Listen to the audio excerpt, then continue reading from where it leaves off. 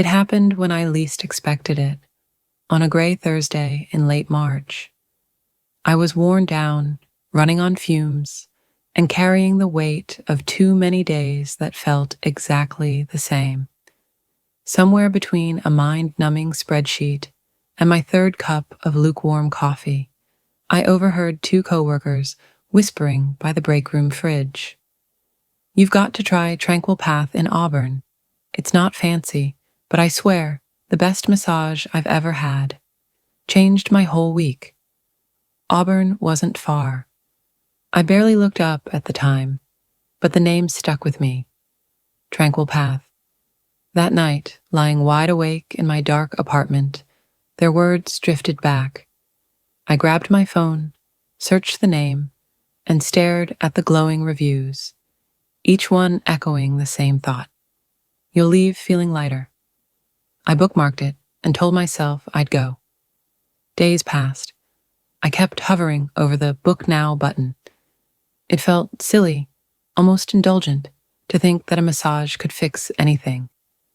But something inside me, something small but persistent, kept urging me forward.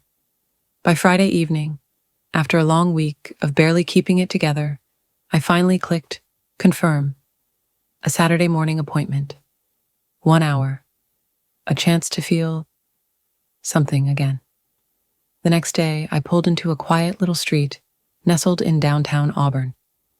Tranquil Path was sandwiched between a pottery studio and a juice bar, its sign simple and calming. White script on a soft blue background. When I walked in, a soft bell chimed, and I was immediately wrapped in warmth. Lavender in the air, soft piano music floating around me. A kind-faced receptionist looked up. "Hi there, welcome to Tranquil Path." I offered a small, tired smile. "I have a 10 o'clock appointment, full body." She nodded, tapping on her screen. "Your therapist, Micah, will be with you shortly. Please, make yourself comfortable." The waiting area was like another world. Plush chairs, a small bubbling fountain, and peace. I sat down, letting my shoulders drop, noticing how tense I'd become just trying to survive each day. Minutes later, a door opened, and a man in navy scrubs walked in. He had a gentle presence, tall, grounded, with eyes that didn't just look at you, but seemed to see you. "Hello, I'm Micah. I'll be working with you today." His voice was calm, unhurried. I nodded and followed him, feeling strangely safe for the first time in weeks. The room smelled like eucalyptus and clean linen. He motioned to the table. "Take your time getting settled. Face down under the sheet. I'll knock before coming in." When he left, I changed slowly, climbing onto the table. The sheet was soft. The hum of a white noise machine lulled my racing thoughts. A quiet knock. "Ready?" he asked. "Yes," I whispered. Micah's hands were firm but kind, moving across my shoulders with practiced ease. At first, I tensed. Then slowly, breath by breath, the weight I'd been carrying for so long began to lift. "You're holding a lot here," he murmured, working a knot near my spine.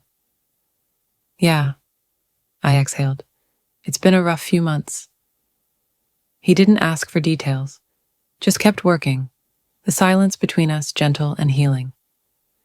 His hands moved with purpose, finding tension and unraveling it with patience I hadn't known I needed. Somewhere between his touch and the quiet music, I stopped thinking about deadlines and unread emails. I wasn't worried about yesterday or tomorrow. I was just here, fully, quietly here. When the session ended, Micah placed a folded towel near my head and said softly, "Take your time getting up. No rush." I lay there for a while, eyes closed, listening to the soft trickle of the fountain outside. My body felt warm, grounded. My breath moved with ease. Later, as I stood at the counter to pay, Micah gave a small nod and smile. "You did great today. Sometimes letting go is the hardest part." I nodded, words catching in my throat. He was right. I hadn't just let go of muscle tension. I'd let go of something deeper, the exhaustion, the numbness, the quiet ache of feeling invisible in my own life. As I stepped outside into the soft light of the morning, the world looked a little clearer. The air felt different, lighter, like I could finally breathe again. I didn't expect that an hour on a massage table would shift something in me. But it did.